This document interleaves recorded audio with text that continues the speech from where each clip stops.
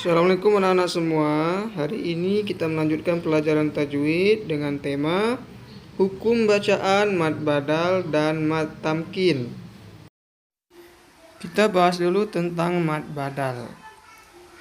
Mad badal itu artinya adalah pengganti atau ganti. Apa maksudnya? Dinamakan mad badal atau mad ganti karena ada huruf mad, baik itu alif, wawu, atau ya, menggantikan hamzah sukun. Ingat, ada huruf mad, alif, waw, atau ya menggantikan hamzah sukun. Karena adanya mad badal ini bertemu dengan hamzah sukun, maka hamzah tersebut diganti dengan harokat berdiri. Cara membacanya dipanjangkan 2 harokat atau 1 alif. Contohnya adalah a mana, huruf a bertemu hamzah mati menjadi amana. Biasanya tertulis harokatnya berdiri agak miring. Nah, itu kita sebut dengan mad badal. A mana menjadi amana. Contoh berikutnya adalah, perhatikan di kolom, li'ilafil Quraisy. Itu sebenarnya ya mati di sana adalah hamzah yang mati. Karena ia bertemu dengan huruf mad yang berkasroh, sehingga i-nya dipanjangkan menjadi 2 harokat. I-nya itu dipanjang 2 harokat.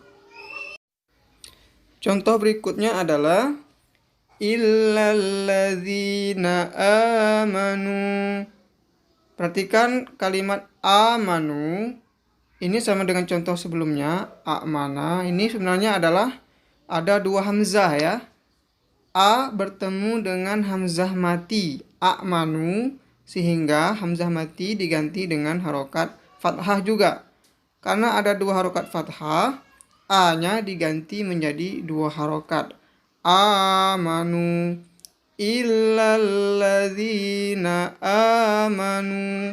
Nah, amanu di sana itu kita sebut dengan mad badal karena ada hamzah sukun bertemu dengan hamzah berfathah sebelumnya. Silakan diikuti.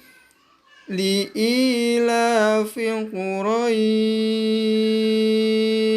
Semuanya mengikuti dari rumah? Ya.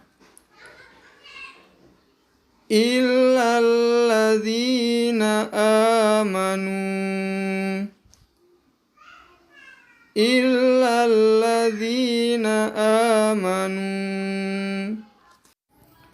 Berikutnya, bagian B kita belajar tentang mad tamkin. Tamkin secara bahasa artinya adalah penetapan, pemantapan, atau penguatan. Kapan itu terjadi? Ketika adanya ya sukun atau ya mati didahului ya bertasydid dan berharokat kasroh. Cara membacanya dengan menetapkan atau memantapkan bunyi ya yang bertasydid dengan ditekan dan ditahan. Bertasydid maksudnya ada simbol seperti huruf W. Tasydid itu artinya dia double ya. Untuk jelasnya, perhatikan contoh berikut ini. Lafi illiyin.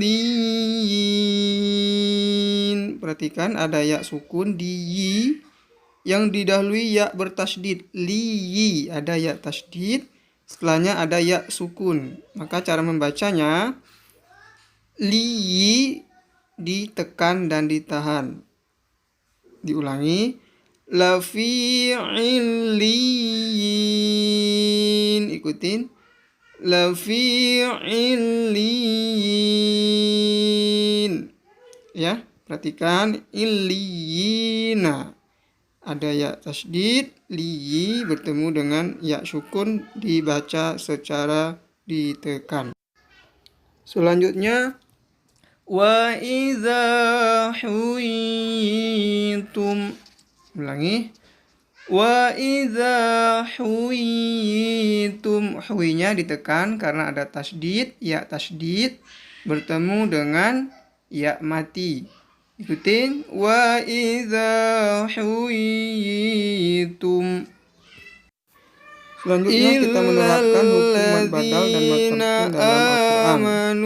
Pertama bagian A kita ambil dari surah Quraisy ayat 2 dan Al-Asr ayat 3. Kemudian yang mad tamkinnya dari surah Al-Mutaffifin ayat 18.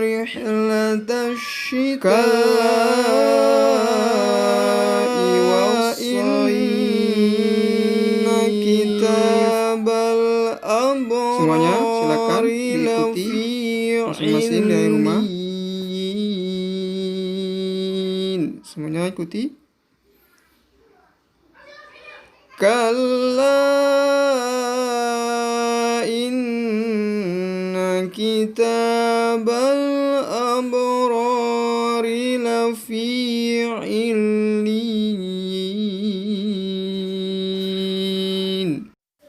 Selanjutnya kita belajar hukum bacaan mad farqi. Nah, mad farqi itu artinya adalah mad pembeda. Apa maksudnya?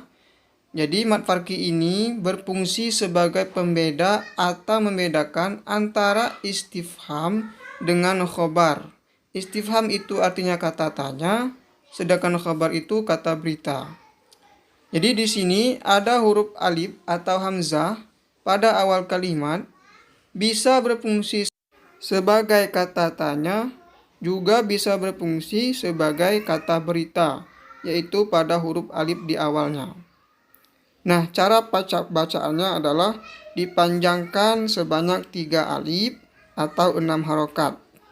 Adapun mad farqi itu sendiri hanya ada 4 saja di dalam Al-Quran. Lebih jelasnya perhatikan contoh berikut ini. Yang pertama ada di surat Al-An'am ayat 143. Ustaz bacakan, silakan diikuti. Qul adzakaraini. Nah, bunyi A yang ada seperti angka 6 berbaring itu dipanjangkan sebanyak 3 alif atau 6 harokat. 6 harokat atau 6 gerakan jari. Diulangi. Qul adzakaraini. Nah, A di situ berfungsi sebagai istifham atau kalimat tanya. Kalau bahasa Indonesianya artinya adalah apakah.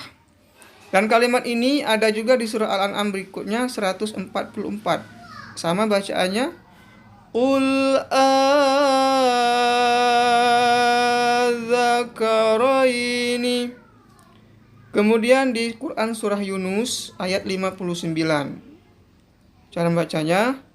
Qul Allah.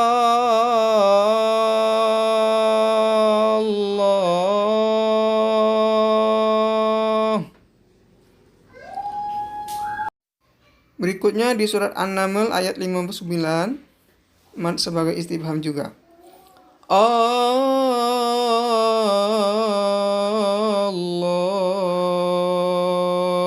Ulangi. Allah.